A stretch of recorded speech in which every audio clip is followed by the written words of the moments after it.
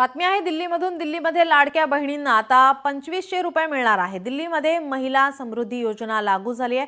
मुख्यमंत्री रेखा गुप्ता यांनी घोषणा केली आहे। दिल्लीमध्ये लाडक्या बहिणींना आता 2500 रुपये मिळणार आहे। दिल्लीमध्ये महिला समृद्धी योजना लागू झाली आहे। मुख्यमंत्री रेखा गुप्ता यांनी या संदर्भात घोषणा केली आहे। आर्थिक दुर्बल घटकातील महिलांसाठी दिल्लीमध्ये महिला समृद्धी योजना लागू केल्याची घोषणा आता मुख्यमंत्री रेखा गुप्ता यांनी शनिवारी केली आणि या योजनेमध्ये संबंधित महिलांना मासिक 2500 रुपयांची मदत आता थेट बँक खात्यावर दिली जाणार आहे। शनिवारी झालेल्या मंत्रिमंडळाच्या बैठकीमध्ये यासाठी 5100 कोटी रुपयांच्या निधीला आता मंजुरी देण्यात आली आहे। योजनेच्या अंमलबजावणीसाठी मुख्यमंत्री गुप्ता यांच्या अध्यक्षतेखाली एक समिती स्थापन करण्यात आली आहे आणि यात कपिल मिश्रा, आशित सूद आणि प्रवेश वर्मा यांचा समावेश आहे।